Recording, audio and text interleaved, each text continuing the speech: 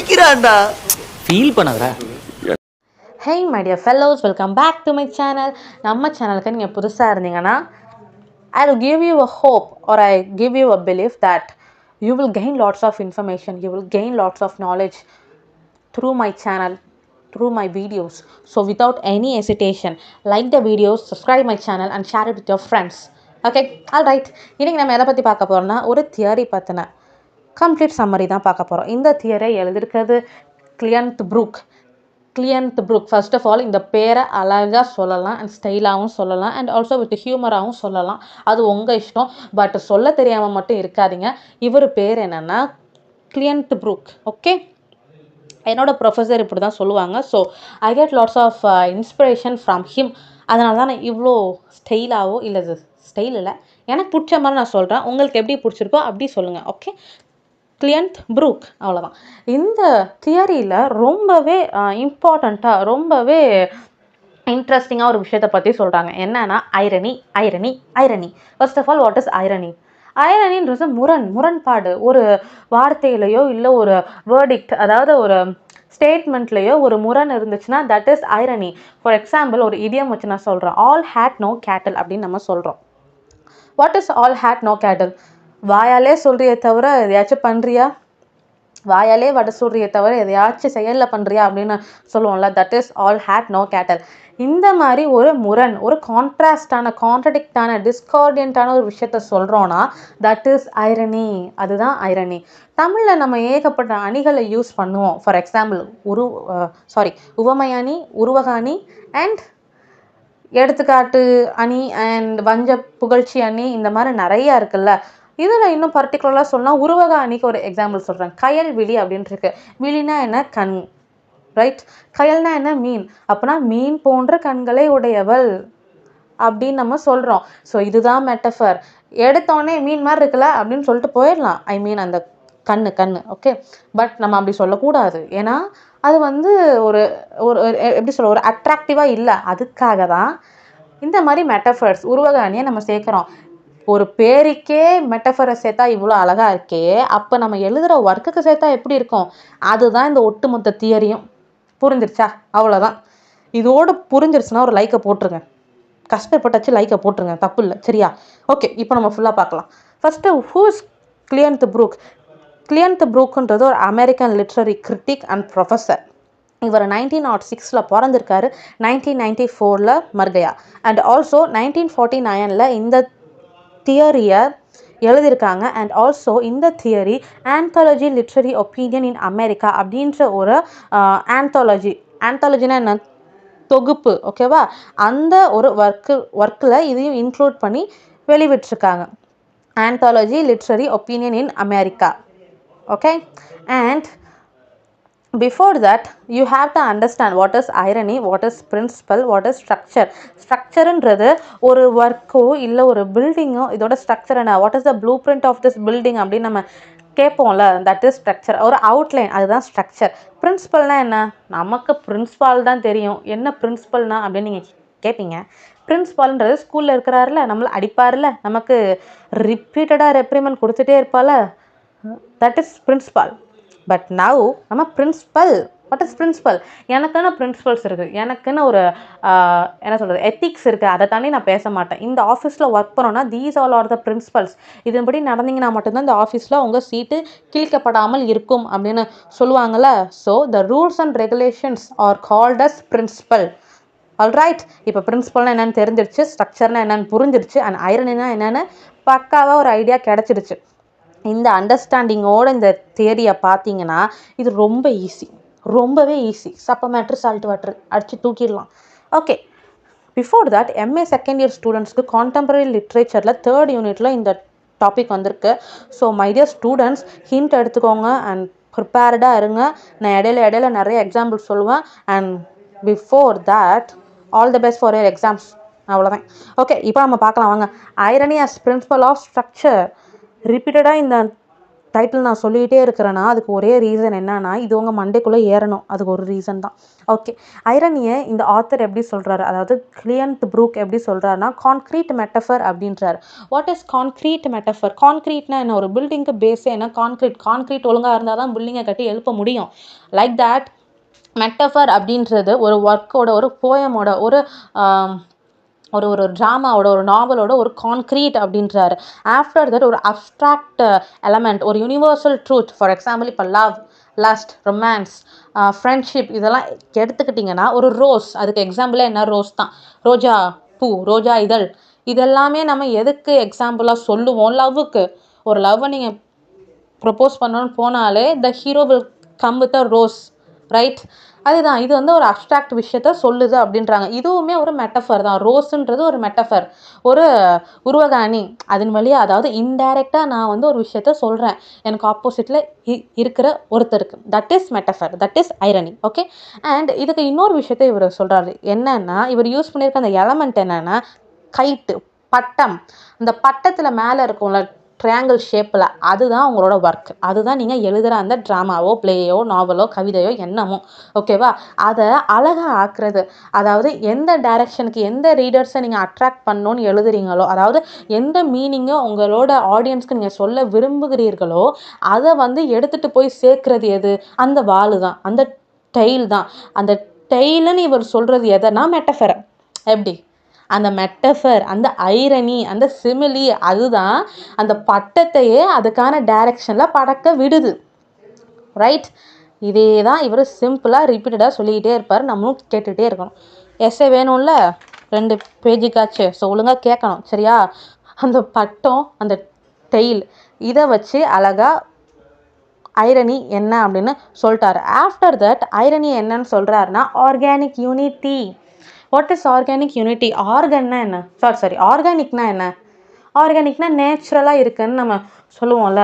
The hotel is very organic அப்படின்னா என்ன? அது வந்து ஒரு ஹோட்டல் மாதிரி ஏதோ ரொம்ப பணக்காரங்களாக போய் சாப்பிட்ற மாதிரி இல்லாமல் இயல்பாக நேச்சுரலாக நம்ம எப்படி நம்ம வீட்டில் சாப்பிடுவோமோ அந்த மாதிரி ஆர்கானிக்காக இருக்குது. That is very organic. அதுதான் ஆர்கானிக். இன்னும் ஒரு எக்ஸாம்பிள் சொன்னால், take a makeup of a bride. ஒரு பிரைடோட மேக்கப் நீங்கள் எடுத்துக்கிட்டிங்கன்னா கேக்கியாக இருந்துச்சுன்னா அதை நம்ம ஆர்டிஃபிஷியல் அப்படின்னு சொல்லுவோம். அதுவே மேக்கப் போடுறதே தெரியாத மாதிரி போட்டிருக்காங்கடா அப்படின்னா that is organic. Organic unity அப்படின்றாங்க. ஸோ இதுலேயே இவர் என்ன சொல்கிறாருன்னா மெட்டஃபர், ஐரனின்றது ஒரு ஆர்கானிக் யூனிட்டி. ஆர்கானிக் யூனிட்டி, அதை வந்து மெட்டஃபரை சேர்த்துருக்காங்கன்னு பச்சையாக தெரியாத மாதிரி அந்த ஆத்தரை வந்து சேர்க்கணும். அதுதான் அழகாக கூட்டும், அதுதான் இன்னும் அழகாக காட்டும் அப்படின்றாரு. இதுக்கு ஒரு எக்ஸாம்பிள் என்ன சொல்கிறேன்னா, ஃப்ளவர் இன் அ பொக்கெட். ஒரு பொக்கே இல்லை, பொக்கே. ஓகே, ஒரு பொக்கே வந்து நீங்கள் ஒருத்தங்களுக்கு கொடுக்குறீங்கன்னா அதில் என்னெல்லாம் இருக்கும்? ஃப்ளார்ஸ் இருக்கும், கும்பலாக, ரைட்? ஒரு பஞ்ச் ஆஃப் ஃப்ளார்ஸ் இருக்கும். அந்த மாதிரி செடியிலேருந்து அந்த பூவை பிடுங்கிட்டு போய் உள்ளே வச்சு பொக்கே மாதிரி இருக்காது. ஒரு ஐரனி மெட்டஃபருன்றது ஒரு ஒர்க்கில் எப்படி இருக்கும்னா அந்த செடியவே எடுத்து கொடுக்குற மாதிரி இருக்கும், இயற்கையாக இருக்கும். அந்த பூவை செடியிலேருந்து பிடுங்கிட்டு போய் இதில் வச்சு கொடுக்காம அந்த செடியவே அழகாக கேரி ஆன் பண்ணிட்டு போய் கொடுக்குற மாதிரி இருக்கும். That is irony. நீங்கள் ஒரு ஐரனியை யூஸ் பண்ணுறீங்கன்னா அது பொக்கே மாதிரி இருக்கக்கூடாது, ஒரு பொக்கெட் மாதிரி இருக்கக்கூடாது. அது வந்து ஆர்கானிக்காக ஒரு செடியவே நீங்கள் எடுத்துகிட்டு போய் கொடுக்குற மாதிரி இருக்கணும். அதாவது சிம்பிளாக ஆர்டிஃபிஷியலாக இருக்கக்கூடாது, நேச்சுரலாக ஆர்கானிக்காக இருக்கணும் அப்படின்றாங்க. சூப்பர்ல. இதுக்கு எக்ஸாம்பிள்ஸே என்ன? பொக்கெட்டு, பிளான்ட்டு. ஒரு பிளான்ட்லேருந்து பிடுங்கிட்டு போய் கம் போட்டு ஒட்டின மாதிரி அந்த மெட்டஃபர் இருக்கக்கூடாது. அது அந்த செடி மாதிரியே நேச்சுரலாகவே அந்த பிளான்ட் இயற்கையாக எப்படி இருக்கணுமோ அந்த மாதிரியே இருக்கணும் ஒரு மெட்டஃபர் அவங்க ஒர்க்கில். இதில் வந்து செடி, அந்த பிளான்ட்டுன்றது தான் அவங்க ஒர்க்கு. ஓகேவா? அந்த ஃப்ளார் இருக்குல்ல, அதுதான் மெட்டஃபர், அதுதான் ஐரனி. அது வந்து நேச்சுரலாக செடியிலேருந்து வந்து பூ பூத்துருக்கு, அந்த செடிக்கே அழகு அந்த பூ தான், அந்த பூக்கே அழகு அந்த செடி தான். இந்த மாதிரி இன்டர் ரிலேஷன்ஸில் ஒரு ஒர்க் இருந்துச்சுன்னா, ஒரு ஒர்க்கில் மெட்டஃபரும் ஒர்க்கும் சேர்ந்து இருந்துச்சுன்னா அதுதான் அழகாக காட்டும் அப்படின்றார். ஆஃப்டர் தட் இதுக்கு இவர் வேஸ்ட்லேண்ட், டிஎஸ் எழுதின வேஸ்ட்லேண்டை ஒரு எக்ஸாம்பிளாக சொல்கிறாங்க. அதில் வந்து நிறைய கேரக்டர்ஸ் இருக்கும், ரைட்? ஏகப்பட்டது இருக்கும். ஃபார் எக்ஸாம்பிள் படகோட்டி இருப்பாங்க, அண்ட் லாட்ஸ் ஆஃப் கேரக்டர்ஸ். அது எல்லா கேரக்டர்ஸும் நீங்கள் சும்மா பார்த்தீங்கன்னா, அதாவது அவுட்லைனாக பார்த்தீங்கன்னா ரொம்பவே குழப்பமாக இருக்கும். பட் ரவுண்ட் அபவுட் மேனரில் அந்த எல்லா கேரக்டருமே சேர்ந்து தான் அந்த வேஸ்ட்லேண்டே ஒரு பேலன்ஸ்டு ஒர்க்காக ஆக்குது அப்படின்றாரு. அந்த மெட்டஃபர்ஸ் அந்த வேஸ்ட்லேண்ட் அப்படின்ற ஒர்க்கில் நீங்கள் பார்த்துக்கிட்டிங்கன்னா எதுவுமே எடுத்தோன்னே புரிகிற மாதிரி இருக்காது. But if you delve into the work, but if you see the core meaning of the work means you will understand, you will see the balanced relationship with all the characters அப்படின்றாங்க.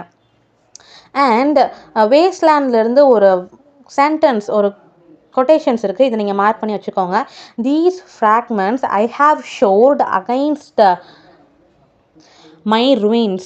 These fragments I have shored against my ruins. அதாவது எனக்கு எதிராக நானே ஆப்பு வச்சுக்கிட்டேனே அப்படின்னுவோம்ல, அதுதான் இங்கே வந்து ஒரு irony இருக்குது, ஒரு முரண் இருக்குது. நம்ம எடுத்தோன்னே நான் ஆப்பு வச்சுக்கிட்டேன் அப்படின்னு சொல்லலாம், பட் எனக்கு எதிராக நானே இவ்வளோ அழகான விஷயங்களெல்லாம் வச்சு எனக்கு நானே வச்சுக்கிட்டேனே ஆப்பு அப்படின்னு சொன்னால் ஒரு 2-3 லைனில் நீங்கள் சேர்க்குற மாதிரி இருக்குது. So that is metaphor, that is the beauty of the work அப்படின்றாங்க. மேலோட்டமாக பார்த்தா இம்பேலன்ஸ்டாக இருக்கும், பட் உள்ளுக்குள்ளே நல்லா உத்து பார்த்தோன்னா there is a balance between all the characters அப்படின்றாரு. அண்ட் ஆல்சோ ஐரனிக்கு அழகு சேர்க்கறது அதை சுற்றி இருக்கிற அந்த கான்டெக்ஸ்ட் தான் அப்படின்றாரு. For example, pressure of the context will increase or will induce the beauty into the work அப்படின்றாரு. அதாவது ஒரு வார்த்தையை மட்டும் நீங்கள் எடுத்துக்கிட்டிங்கன்னா, ஒரு சென்டென்ஸில் இருக்க ஒரே ஒரு வார்த்தையை மட்டும் எடுத்துக்கிட்டிங்கன்னா there is no meaning at all. But if you see the whole sentence you will gain lots of meaning. அதுக்கு இவர் ஷேக்ஸ்பியர் ட்ராமா, என்ன ட்ராமா அது, கிங் லியர் அப்படின்ற ஒரு ட்ராமா இருக்கும். இந்த ட்ராஜடி ரொம்பவே அழுகையாக வரும், but it is so sweet also. அந்த ட்ராமாவிலேருந்து ஒரு லைன், ரைப்னஸ் இஸ் ஆல் அப்படின்றாரு. ரைப்னஸ் இஸ் ஆல் அப்படின்றார். What is ripeness is all? அதை மேலோட்டமாக பார்த்தா வாட் இஸ் ரைப்னஸ்னால் என்ன, நீங்கள் கூகுளில் உடனே போட்டு தேடினீங்கன்னா என்ன வரும்? Ripeness means vitality, ripeness means aging, ripeness means fruitful, ripeness mean prosperity, இந்த மாதிரி நிறைய வரும். பட் அந்த சிங்கிள் லிட்ரல் மீனிங்கை எடுத்துக்காமல் அந்த கான்டெக்சுவல் மீனிங், அந்த கான்டெக்ஸ்டில் ஒட்டுமொத்த லைனில் என்ன சொல்லியிருக்காங்க, எந்த சமயத்தில் யார் இந்த வார்த்தையை சொல்லியிருக்காங்க அப்படின்னு பார்த்தீங்கன்னா அங்கே தான் அர்த்தமே வருது. ஸோ இப்போ சொல்லுங்கள், ரைப்னஸ் இஸ் ஆல்னா என்ன? அந்த சூழ்நிலையில் கிங் லியருக்கு வயசாகிட்டே போகுது. அவர் என்ன சொல்ல வருவார்னா, எனக்கு வயசாகிட்டே போகுது, இந்தந்த விஷயம்லாம் இந்தந்த வயசில் அனுபவிச்சாதான் சூப்பராக இருக்குல்ல அப்படின்வார். ஸோ அது வந்து ஃபிலாசபிக்கலாக ஒரு அர்த்தத்தை அங்கே கொடுக்கும். அதுதான் ripeness is all, ageing is very important in every one life அப்படின்றது தான் அதுக்கு அர்த்தம். ஓகேவா? ஸோ கான்டெக்ஸ்ட் தான் ஐரனிக்கு அழகை கூட்டுது. The pressure of context will creates irony அப்படின்றாரு. சூப்பராக இருக்குல்ல? இந்த ப்ரெஷர் ஆஃப் கான்டெக்ஸ்டோட ப்ரெஷர், அந்த அழுத்தம் தான் ஐரனிக்கு அழகை கூட்டுது அப்படின்றாரு. இப்போ கிரேட் பொயட்ரி, ஒரு கிரேட் பொயட்ரி எடுத்துக்கிட்டிங்கன்னா அது எப்படி இருக்குன்னா பிரிக் ஆர்ச் மாதிரி இருக்கான். பிரிக் ஆர்ச், இந்த ஆர்ச் இருக்கும்ல, ஓவல் ஷேப்பில் ஆர்ச் இருக்கும்ல, brick arch. The analogy of arch வந்து இங்கே ஒரு எக்ஸாம்பிளாக இவர் சொல்கிறாரு. So this is very important. So please listen. Okay, arch எடுத்துக்கிறாரு. பிரிக் ஆர்ச்னா த்ரஸ்ட், கவுண்டர் ப்ரெஸ்ட் அப்படி தான் இருக்கும். அப்படின்னா என்னென்னா, இப்போ மேலே ஒரு செட் ஆஃப் செங்கல் இருக்குது, அதுக்கு கீழே இன்னொரு செட் ஆஃப் செங்கல்லாம் இருக்குது. அது ஒன்றே சிமெண்ட் வச்சு பூசுகிறாங்க. அது வந்து கீழே விழுற மாதிரி நமக்கு பயமாக இருக்குது, அது கிட்ட போவே பயமாக இருக்குது. பட் அட் சம் பாயிண்ட், எப்படி நான் சொல்கிறது, இன் எனி பாயிண்ட், ஒரு சேச்சுரேஷன் பாயிண்டில் அது பேலன்ஸ்டாக மாறும்.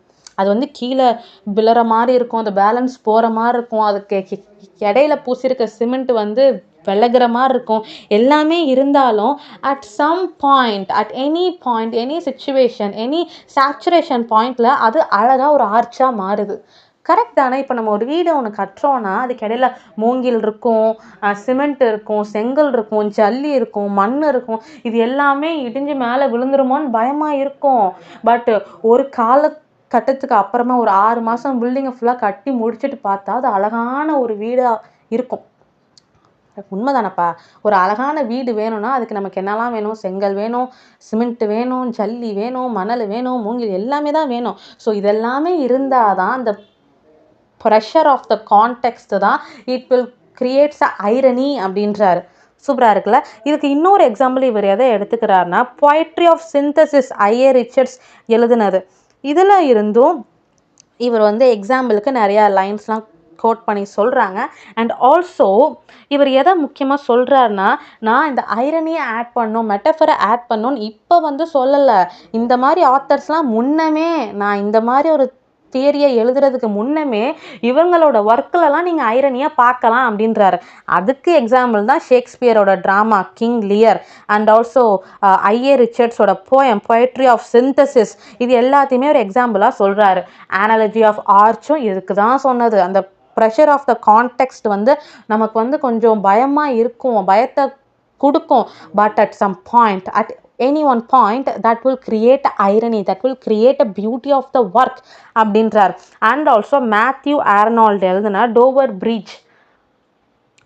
பீச் அப்படின்ற ஒரு ஒர்க்கை எடுத்துக்கிறாரு. அதில் இருந்து ஒரு லைன் சொல்கிறாங்க, என்னென்னா world seems to lie before as like a land of dreams yet reveals has really neither joy nor love nor light. அதாவது சிம்பிளாக ஒரு விஷயம்தான், இந்த உலகத்தில் எதுவுமே இல்லைடா, நீ எதெல்லாம் ஆசைப்படுறியோ அது எதுவுமே கிடைக்காது, டோட்டல் வேஸ்ட்டு இப்படின்ற ஒரு சிங்கிள் மீனிங்கை, யதார்த்தமான ஒரு விஷயத்த நிறைய வேர்ட்ஸ் போட்டு நிறைய மெட்டஃபர்ஸ் சேர்த்து எப்படி சொல்கிறாருன்னா, world seems to lie before as like a land of dreams. அதாவது எனக்கு முன்னாடி இப்படி படர்ந்து இருக்கிற இந்த லேண்டு, மணலாக சூழ்ந்து இருக்கிற இந்த லேண்டு வந்து நிறைய கனவுகளோடு இருக்கிற லேண்டு மாதிரி தெரியுது, நிறைய ஆப்பர்ச்சுனிட்டிஸ் இருக்கிற லேண்டு மாதிரி தெரியுது. எட் ரிவீல்ஸ், பட் அதுலேருந்து என்ன ரிவீல் ஆகுது, என்ன வெளிப்பாடு கிடைக்குதுன்னா, அதில் ஒன்றுமே இல்லை, லவ் இல்லை, ஆப்பர்ச்சுனிட்டி இல்லை, லைட் இல்லை, ஜாய் இல்லை, எந்த சந்தோஷமும் இல்லை அப்படின்றாங்க. இதை நம்ம சிம்பிளாக டைரெக்டாக சொல்லிடலாம். பட் இன்டைரக்ட், அந்த round about manner that will create irony, அதுதான் இந்த தியரியில் ரொம்பவே முக்கியமான ஒரு விஷயம். And also ode on a Grecian